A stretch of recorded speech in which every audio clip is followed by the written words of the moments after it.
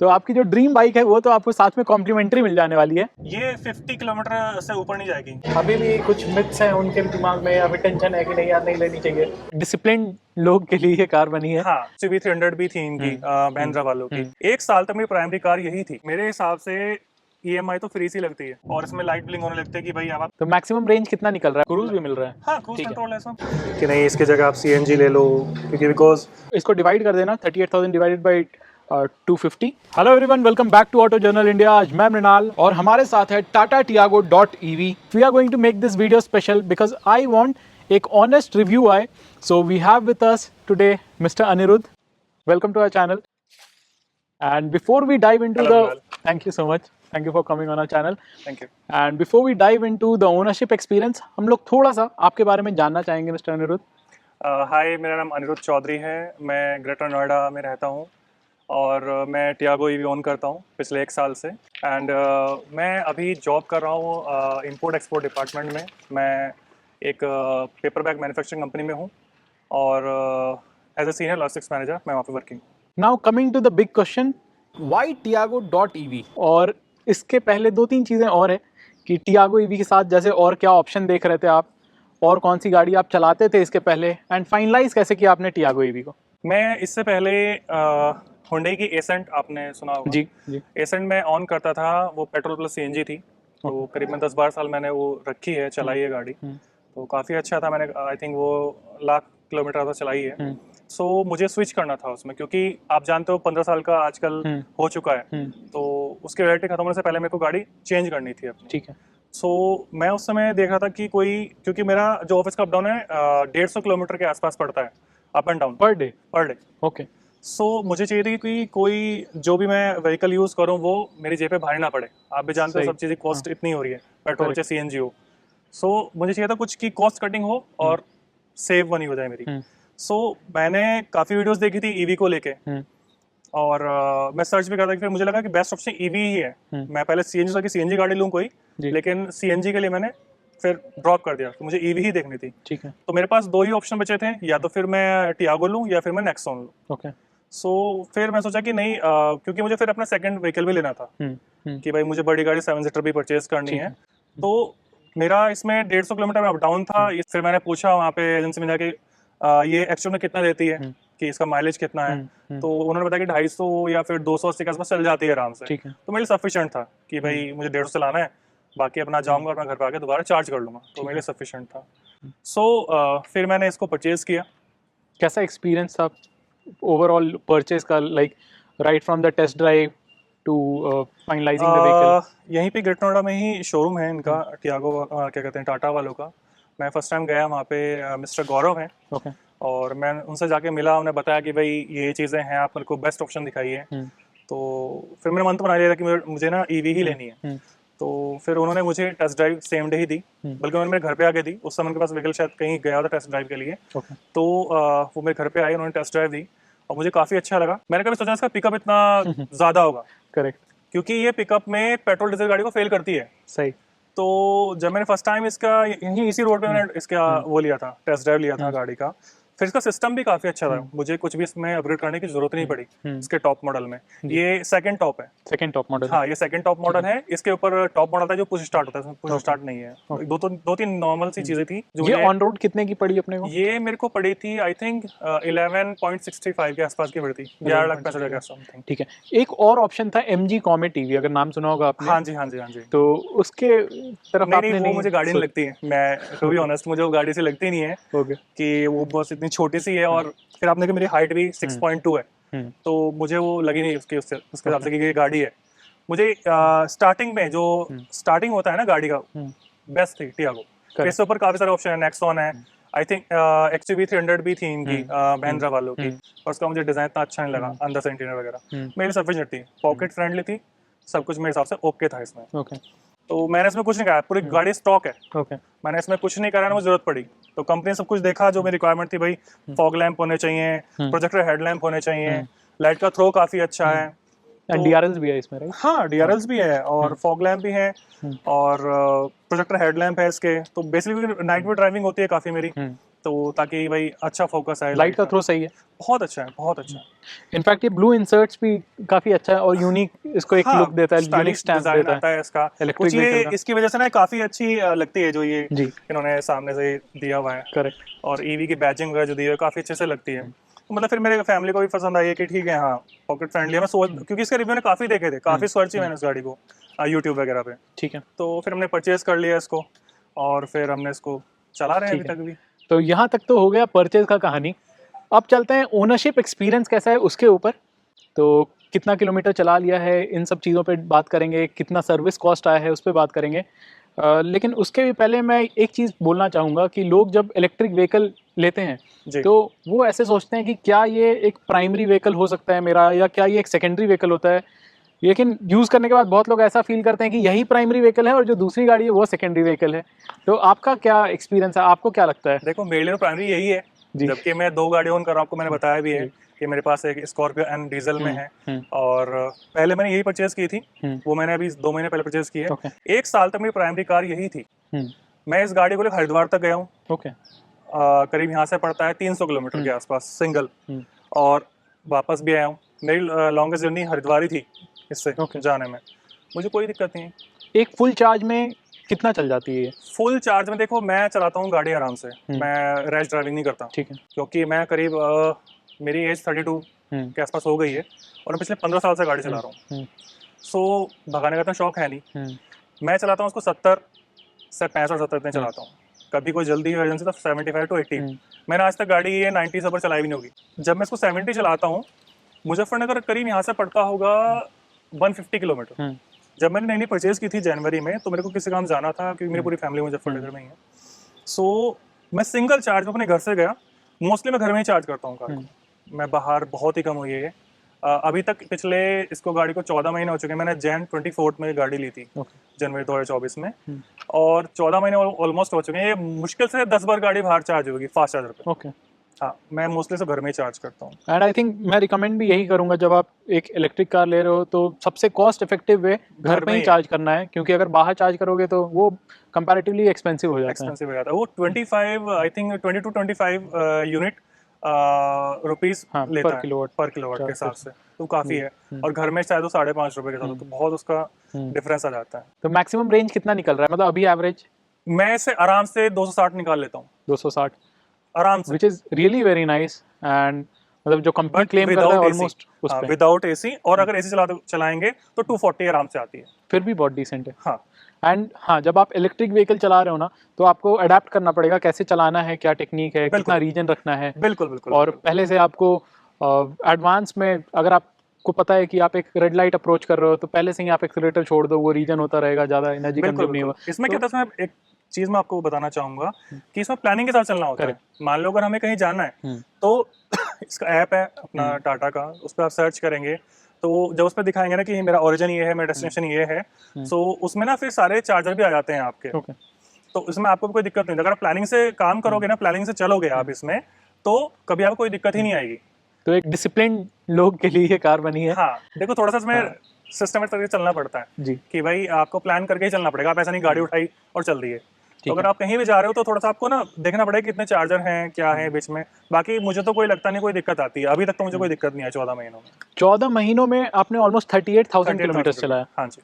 बहुत ही ज़्यादा cost effective लग रहा है। क्या लगता है आपको कितना रुपए आपको पर किलोमीटर पे मैंने करना हिसाब पड़ता है? लगाया था इसका भी, अभी मैं और मेरे ब्रदर वगैरह भी डिस्कस कर रहे थे। सो ये करीब 1-1.5 महीने पहले बात है। अप्रोक्सीमेटली अगर हम जोड़ें, अगर पेट्रोल गाड़ी लेते हैं तो कोई भी छोटी गाड़ी 16 या 15 का एवरेज देती है। और हमने उसको डिवाइड बाय किया है, पूरा उसको हिसाब लगाया 96 से कि 96 रुपीज़ पर लीटर पेट्रोल हो रहा है। अप्रोक्सीमेट 2.5 लाख रुपए का डिफरेंस आया जो हमने सेविंग किया, चाहे सर्विस हो चाहे पेट्रोल हो। तो और इलेक्ट्रिक जो हमारी खर्च हुई है मुश्किल से 10-15 हज़ार की खर्च हुई होगी। और अभी जैसे ऑलमोस्ट 40,000 किलोमीटर चला दिया आपने, कितने जी। बार सर्विस स्टेशन गई, और क्या वहाँ पे मेंटेनेंस में क्या सर्विस कॉस्ट क्या रहता है? देखिए इसकी मेजर सर्विस हुई 30,000 के बाद। ठीक है। उससे पहले जितनी सर्विस थी, किसी में 200 रुपये, किसी में 400, हाईएस्ट 700 रुपये के आसपास खर्चा है। कुछ नहीं होता, बस आई थिंक फिल्टर वगैरह चेंज होते हैं, फिर बाकी तो उसमें कुछ होता ही नहीं है, ना ऑयल होता है ना कुछ होता है। तो बाकी कूलेंट और आई थिंक फिल्टर वगैरह वो लोग चेंज करते हैं और बस नॉर्मली अपना वॉश करते हैं, जाओ। सही है। अब इसके पास 60,000 पे होगी मेजर सर्विस। ओके, बाकी अदरवाइज का 2000, 1500, 1200, 700 इतना ही बहुत आता सही है, बहुत सही है। आई थिंक 5 सर्विसेज की हो भी चुकी हैं शायद।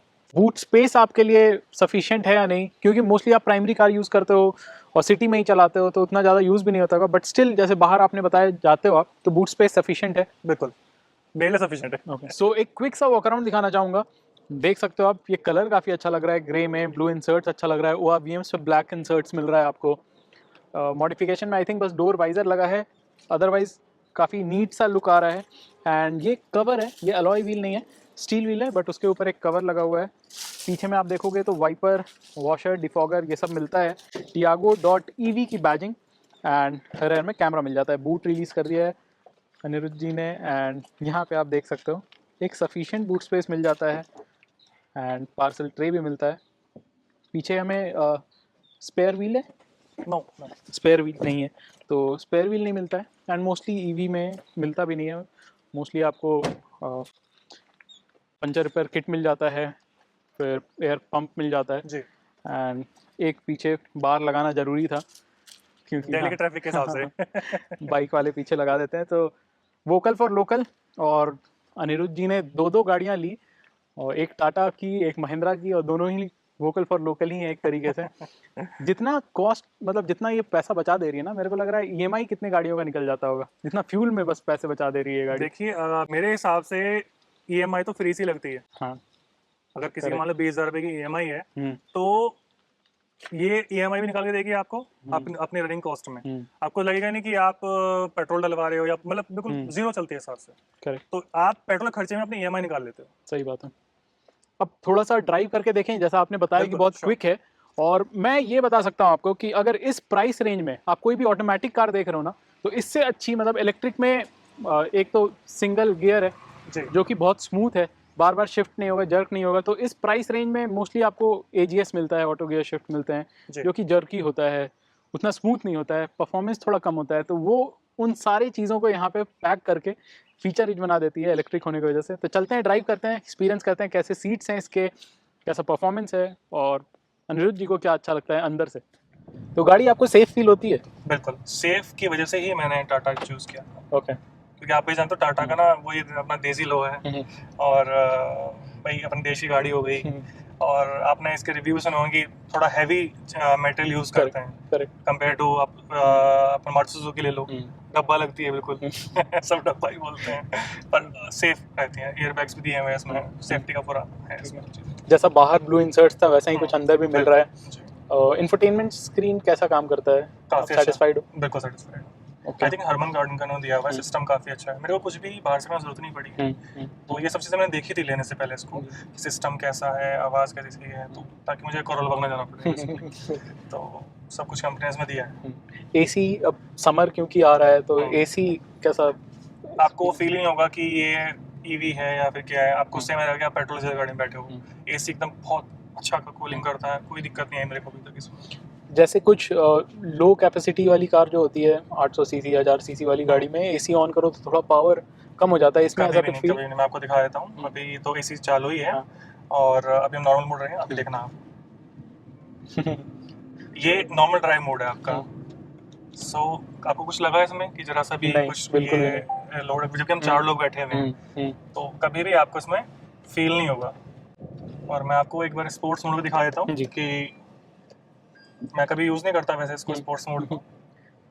अभी गाड़ी ऑलमोस्ट 33% चार्ज है, 83 किलोमीटर दिखा रही है। जी, सो देखिए अभी नॉर्मल मोड है, अब हम इसको स्पोर्ट्स मोड पे करते हैं। अब इसका पिकअप देखिएगा। आपको लगता है कि पेट्रोल डीजल गाड़ी इतनी जल्दी पिकअप लेगी? नहीं, बिल्कुल भी नहीं। और ऐसे ही चल इतना रहा स्मूथली, मतलब हाँ जी, एक बिना कोई ब्रेक के, जैसे गियर शिफ्ट हो रहा है, टाइम लग रहा है, वेट हो रहा है, 1-2 सेकंड बर्बाद हो गया, ऐसा नहीं। तो आपको ओवरटेक करने में काफ़ी आसान होता होगा ना? हाँ कोई सी नॉर्मल रहता है, ड्राइव मोड पे ही काफ़ी अच्छा इसका पिकअप है। तो कभी इतना कभी भी मुझे आज तक कोई इशू नहीं है इसमें कि है। अच्छा, क्योंकि आपने गाड़ी को इतना चलाया है, कभी जी। ऐसा हुआ कि गाड़ी 0% पे कहीं पहुंच रहे हो आप? नहीं कभी ऐसा नहीं हुआ, पर मैंने एक्सपेरिमेंट बहुत किए इसके साथ कि Okay. भाई इसको 1% तक लेके आना है। ठीक है। तो पर वो नियर बाई मैंने अपने हाँ, कि जैसे मैं इसको लेके आ गया हूँ कि भाई मैं इसको बिल्कुल डेड एंड तक लेके देखूंगा कितना चलती है कैसे। तो मैं इसका पूरा सब कुछ मैंने इसके साथ एक्सपीरियंस किया हुआ है। Okay. बट इसने कभी आज तक जो मीटर में दिखाया है ना वो हमेशा इसने पूरा ही किया है। थोड़ा बहुत 1-2 किलोमीटर का बफर चलता है, बट कभी ऐसा नहीं हुआ कि ये दिखा रही 80 है और गई है 60 है उसके बाद 0 हो गई। नहीं, ऐसा कभी नहीं हुआ अभी तक मेरे साथ, अभी तक ऐसा कुछ नहीं हुआ। तो जैसे गाड़ियों में, पेट्रोल गाड़ियों में ऐसा होता है कि जी। कुछ आपका बचा हुआ रहता है रिजर्व में, तो हाँ। वैसा कुछ 0% पे या 1% पे ऐसा कुछ रिजर्व आपने ट्राई किया? ऐसा कुछ नहीं होता। Okay. इसमें होता भी ऐसा कुछ नहीं है, तो मैंने Okay. वो रिस्क कभी लिया भी नहीं है और लेना भी नहीं चाहिए मेरे हिसाब से। Okay. क्योंकि इसमें रिजर्व का ऐसा कुछ मैटर ही नहीं है। रिजर्व इसमें होता है कि हाँ 10% है, ये बता देगी 10% पर आते ही कि भाई अब आपको चार्जिंग लगानी है इसको, वो इसका रिजर्व ही है। ओके 10% में जाके इसका एसी कट कर जाएगा ओके और बस एसी ही कट करता है और इसमें लाइट ब्लिंक होने लगती है कि भाई अब आप चार्जिंग लगाओ इसको। ये मैं पूछने ही वाला था कि एसी कट होता है या नहीं होता है 10% पे, और विंडो रोल डाउन भी हो जाता है ऑटोमेटिकली? नहीं कुछ नहीं होता, सब कुछ वो आपके चॉइस पे है। हाँ वो हमारे चॉइस पे है। ठीक है। चल हाँ, एक चीज और है इसमें, ये 50 किलोमीटर से ऊपर नहीं जाएगी, जो स्पीड होगी 50 रहेगी। ओके 10% से कम पे। ठीक है। इसकी स्पीड जो रहेगी 50 किलोमीटर उठाएगी। और 30% पे कुछ हाँ, मोड, जैसे अब 33% है और जब 30% आ जाएगी फिर स्पोर्ट्स मोड एक्टिवेट नहीं होगा इसका। ओके तो फिर वो आपको ड्राइव मोड पे ही चलेगी गाड़ी। ठीक है। नॉर्मल। तो ये सारे टाटा ने अपने एंड से प्रिकॉशन दे रखे जी, हैं बिल्कुल। सो दैट आपको एक मैक्सिमाइज्ड रेंज मिले एंड में, लास्ट में आपके पास जब थोड़ा सा ही पावर है तो मैक्सिमाइज आप कर पाओ, तो ये सारा उसके लिए चीज। ऑन एवरेज मैंने देखा है तो जो एक्सीलरेटर्स का आराम से मतलब लाइट फुट बेसिकली चलाना पड़ता है गाड़ी को। लाइट फुट यूज करोगे आप तो आपकी गाड़ी 250 आराम से निकालेगी, चाहे कोई कितना ही गंदी ड्राइव कर रहा हो ना, तो आपको आराम से 250 किलोमीटर देगी। तो ऑन एवरेज 1% में 2.5 किलोमीटर चलती है, जो मैं नॉर्मल चलाता हूँ अपनी प्रैक्टिस में। जी सही है। सीट्स भी काफी कंफर्टेबल लग रहा है। हाँ जी, हाँ जी। In ये fact, स्टॉक सीट ही है, मैंने कुछ नहीं लगाया इसमें। और टाटा के सीट्स होते भी कुछ नहीं और कंफर्टेबल है, तो हाँ ये जी। यहाँ पे अच्छा है। सस्पेंशन के बारे में क्या ख्याल है, मतलब सिटी को भी देखते हुए और हाईवे पे भी स्टेबिलिटी को देखते हुए सस्पेंशन आपको कैसा लगा? मेरे को बिल्कुल कोई दिक्कत नहीं है, मेरे लिए ओके है। ओके मुझे कभी कोई परेशानी लगेगी भाई ये हार्ड है, इनफैक्ट सॉफ्ट लगता है। ठीक है। जो हमारे व्यूअर्स हैं उनके लिए आप बताना चाहोगे कि आप कौन से रीजन मोड पे ड्राइव करते हो, या फिर कब कौन से रीजन मोड को यूज़ करना चाहिए? हाईवे पे क्या यूज़ करते हो आप, सर ऐसा कुछ स्पेसिफिक? हाँ, मैं तो थर्ड पे ही चलता हूँ हमेशा, फुल टाइम? हाँ फुल टाइम, क्योंकि मैं ब्रेक बहुत कम यूज करता हूँ। जैसे इसमें क्या होता है, सिस्टम है कि जैसे आप रेस छोड़ोगे और तो ये ऑटोमेटिक गाड़ी ब्रेक लेना शुरू कर देती है अपने आप ही, वो रीजन शुरू हो जाता है बेसिकली। तो मुझे कहीं भी ब्रेक मारने की जरूरत नहीं पड़ती है, क्योंकि मैं वैसे दिल्ली सिटी में ड्राइव करता हूँ, तो आपको पता है गाड़ी बिल्कुल नेटवर्क टच होकर चलती है, तो मुझे उसमें बार ब्रेक मारने की जरूरत नहीं पड़ती है। अपना रेस छोड़ी, अपना देखो ऑटोमेटिक ब्रेक लेना चालू हो गए। करेक्ट। ये मेरे पैर ऊपर है दोनों। काफी रिलैक्स ड्राइविंग फील हाँ, भी आपको बहुत देता होगा relaxed है। ओवरऑल सिटी में। फिर क्रूज है अपना, अगर कहीं क्रूज भी मिल रहा है? हाँ, क्रूज ठीक है। कंट्रोल है इसमें पूरा, Nice. सब कुछ है। तो अगर कहीं लंबा जाना है, जैसे हरिद्वार जाना है, मुजफ्फरनगर जाना है, तो अपना हाईवे पे अपना क्रूज यूज कर बैठ जाओ आराम से, कोई दिक्कत नहीं। फिर ऑटोमेटिक कुछ करना ही नहीं, गियर शिफ्ट नहीं करना है अपने। तो ये सब चीजें ये चीज़ कॉमेंट में नहीं है अच्छा क्रूज वाला। ओके। सो मतलब मेरे लिए ना मतलब बहुत पसंद है मुझे गाड़ी सीरियसली अभी की डेट में। तो नहीं, अंदर भी 40,000 किलोमीटर चल चुकी है, कोई रैटल नॉइज नहीं है, कोई कहीं से आवाज़ नहीं है। इनफैक्ट मिस्टर अनिरुद्ध जी को भी ये श्रेय जाता है, क्योंकि इन्होंने जिस हिसाब से गाड़ी को चलाया है, जिस रिस्पेक्ट के साथ इन्होंने रखा हुआ है, that's something which is really very nice, hats off to you. And एक कार लवर के लिए वैसा ही होता भी, अपने गाड़ी को बहुत प्यार से रखना, संभाल के रखना। अब चलते हैं कहीं, हम लोग कॉफ़ी पीते हैं और बात करते हैं कि आपके फ्रेंड्स एंड फैमिली कितना इंस्पायर हुए आपके एक इलेक्ट्रिक व्हीकल को चूज़ करने से। क्या उनके भी मन में डर था, वो कहीं ना कहीं दूर हुआ या नहीं हुआ, या फिर अब आप कितना कॉन्फिडेंट हो इसको लेकर के, तो वो सब बात करते हैं कॉफ़ी के ऊपर। जी बिल्कुल।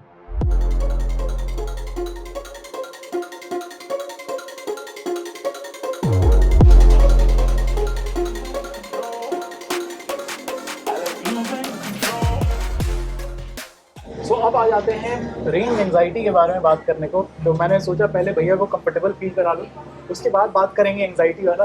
तो रेंज एंजाइटी के बारे में क्या ख्याल है भैया, जो आपने गाड़ी परचेस किया इनिशियली, तो आपको भी रेंज एंजाइटी होता था, टेंशन होता था कि भाई अब परसेंटेज कम हो रही है, रेंज कम दिख रहा है, पहुंच पाएंगे नहीं पहुंच पाएंगे? देखिए शुरू में तो जब कोई आप चीज़ नहीं लेते हैं, उसके बाद आप अवेयर नहीं है चीज़ों से, आपको पता नहीं होता, तो होती है, डेफिनेटली होती है। तो मुझे शुरू में 1-2 महीने रही कि रेंज नीचे जा रही है, परसेंटेज बैटरी नीचे जा रही है, कितने चलेगी, जो मीटर की एक्यूरेसी है वो एक्यूरेट है कि नहीं है, तो धीरे धीरे दूर होती है। तो शुरू में थी, लेकिन अब बिल्कुल नहीं है। जैसे भी हमारे भी मेरे हिसाब से शायद 25 to 30 के बीच में अभी बैटरी बची हुई है। मेरे को पता है 70-80 की रेंज दिखा रही है, तो 75 तो जाएगी। मैं लोकल में घूम लूँगा उससे अपना, तो अब मुझे ऐसा कोई इशू नहीं है उससे। ये सही बात बोल रहे हैं भैया, जैसे मतलब कुछ टाइम आप चला लेते हो तो आपको एक आइडिया मिल जाएगा कि अब इतनी तो चली जाएगी जी। और एक टाइम पे हम लोग के पास भी जब इलेक्ट्रिक व्हीकल थी लॉन्ग टर्म में तो 10% भी थी, तो हमें पता था यार जाना तो 5 ही किलोमीटर है, जा करके आ जाएंगे, फिर चार्ज में लगा देंगे अगर नहीं हो रही है उस टाइम। बिल्कुल तो बिल्कुल। ये चीज़ ओवर टाइम आप ठीक कर लोगे। जी। नाउ टॉकिंग अबाउट कि लोग कैसे इन्फ्लुएंस हुए, आपके फैमिली एंड फ्रेंड्स इन्फ्लुएंस हुए या फिर अभी भी कुछ मिथ्स हैं उनके भी दिमाग में या फिर टेंशन है कि नहीं यार नहीं लेनी चाहिए? देखिए, जब मैं लेने की सोच रहा था तब तो बिल्कुल मैं अकेला मैं ही था कि हाँ बस मेरे को लेनी है। बाकी सबने तो मना ही किया था कि नहीं इसकी जगह आप सीएनजी ले लो, क्योंकि बिकॉज़ अभी आप देखो इंडिया का इंफ्रास्ट्रक्चर इतना अच्छा नहीं है। सो कि चार्जिंग कहाँ करेंगे अगर बीच में ख़त्म हो गई तो, या फिर इसको कैसे करेंगे, घर पे करेंगे, कहाँ करेंगे, मतलब अभी काफ़ी चीज़ें डाउट्स थे और लोगों ने भी उस चीज़ को मना ही किया। पर मैंने सोचा कि नहीं मेरे को लेनी है तो लेनी ही है फिर। तो जब मैंने ले ली उसके बाद मैंने यूज़ की, फिर लोगों ने मेरे से इसका रिव्यू पूछा कि भाई क्या-क्या है, कैसे कर रहे हैं, क्या चार्ज होती है, कितना खर्चा आता है और रिलायबिलिटी कैसी है, प्रैक्टिकल है कि नहीं है। तो वो सब चीज़ जानने के बाद मैंने सबको अपने ओपिनियंस दिए कि भैया ये चीज़ है और ओके है, मेरे से तो मुझे कोई दिक्कत हो नहीं रही, बाकी आप देख लो। तो सब कुछ अच्छा ही गया और फिर रिसेंटली मेरे भाई ने परचेज़ की है, अभी मेरे बड़े भाई ने अभी जनवरी में ली है, या वो ईवी ही ली है उन्होंने लॉन्ग रेंज। और इंफ्रास्ट्रक्चर के बारे में जैसा आपने बताया भैया, हाँ। तो कभी आपको लगा कि इंफ्रास्ट्रक्चर अभी भी वीक है, कभी आपको फील हुआ? देखिए, जो मेरे रूट थे, जैसे मैंने बोला हरिद्वार जाना है या फिर मेरे को इधर मथुरा या वृंदावन जाना है, सब जगह चार्जर अवेलेबल है। अभी मैं ऐसी जगह शायद मेरे को, या तो मैंने प्लान नहीं किया है, लेकिन जहाँ-जहाँ मैंने प्लानिंग की है, मुझे चार्जर मिले हैं। मेरे सामने अभी तक ऐसा मुझे कोई इश्यू आया नहीं है। अगर कहीं ऐसा फ्यूचर में होगा तो मैं ज़रूर आपको बताऊँगा। करेक्ट, पहले से बहुत ज़्यादा इवॉल्व हो गया है, पहले से बहुत अच्छा इनफैक्ट चार्जिंग इंफ्रास्ट्रक्चर हो गया है एंड विद टाइम धीरे-धीरे और अच्छा ही होता बिल्कुल, जाएगा। इंडिया देखो ग्रोइंग कंट्री है, चलिए, इम्प्रूव कर रहे हैं अपने आप को। जब से मोदी सरकार आई, जब से तो यार आप मैं देखो कहीं भी रोड देख लो आप, इलेक्ट्रिसिटी देख लो, हर जगह ये सब चीज़ों में काफ़ी अच्छा हो गया हर जगह। करेक्ट। वीडियो तो कंप्लीट हो गया था लेकिन एक काफ़ी इंटरेस्टिंग कैलकुलेशन भैया ने दिखाया तो मैंने सोचा वो भी आपको बताया जाए। जो टियागो ईवी है 38,000 किलोमीटर चली हुई है, ये आपके ड्रीम बाइक, आपके डेली रनर और स्कॉर्पियो एन को भी पीछे छोड़ देती है। कैलकुलेशन के हिसाब से मैंने पूछा भैया से कैसे, तो इन्होंने बताया कि 38,000 किलोमीटर चली है, एक चार्ज में 250 किलोमीटर चलती है, तो करीब आप इसको डिवाइड कर देना 38,000 डिवाइडेड बाई 250 एंड मल्टीप्लाई करना 150 रुपये से, क्योंकि 150 रुपये एक चार्ज में लग जाता है ऑलमोस्ट फुल करने में। बिल्कुल। तो 21,750 रुपये के अराउंड कैलकुलेशन बैठ करके आएगा। यही आप अगर स्कॉर्पियो एन को ड्राइव करोगे करीब 38,000 किलोमीटर 12 के माइलेज के साथ, तो कितना लगेगा भैया? लगभग 2,75,000 के अप्रॉक्स। तो 2,75,000 माइनस 21,000, तो आपकी जो ड्रीम बाइक है वो तो आपको साथ में कॉम्प्लीमेंट्री मिल जाने वाली है। एंड अगर रेंज की बात की जाए तो फुल टैंक में ये कितना चल जाता है? ये करीब 250 किलोमीटर चलती है। ठीक है, 50 का एवरेज मान लेते हैं, 5.3 लीटर का फुल टैंक है, तो 250 का आपको रेंज मिल रहा है 500 रुपये के साथ। ये आपको 250 का रेंज दे रहा है 150 रुपये के साथ। जी। तो फिर भी एक स्मार्ट चॉइस है, फिर भी एक स्मार्ट पिक है। लोग जो आपने बोला था ना कि ये प्राइमरी कार बन रखी है, इनफैक्ट मेरे को भी यही लगता है, लोग सेकेंडरी कार बोलते हैं, लेकिन यहाँ पे जो यूजेज चल रहा है ना उस हिसाब से यही प्राइमरी कार है। बिल्कुल। और इनफैक्ट बारिश हो, धूप हो, कैसा भी मौसम हो, बाइक और स्कूटी से ज़्यादा सेफ भी है। बिल्कुल। तो ये काफ़ी अच्छा लगा। तो अनिरुद्ध जी को स्पेशल थैंक्स वंस अगेन, क्योंकि इतना एफर्ट लिया आप लोगों के लिए, इन्होंने अलग से सारी गाड़ी यहाँ पे लगा करके पार्क किया एंड ये कैलकुलेशंस पे भी ध्यान दिया। तो thank you so much Aniruddh ji once again. Thank you. And video आप देख रहे हो यहाँ तक, तो कमेंट सेक्शन में जरूर बताना कैसा लगा, कैलकुलेशन कैसा लगा। अगर आप भी ईवी ओन करते हो तो आपका कैलकुलेशन क्या कहता है, कमेंट सेक्शन में हमारे साथ जरूर शेयर करना।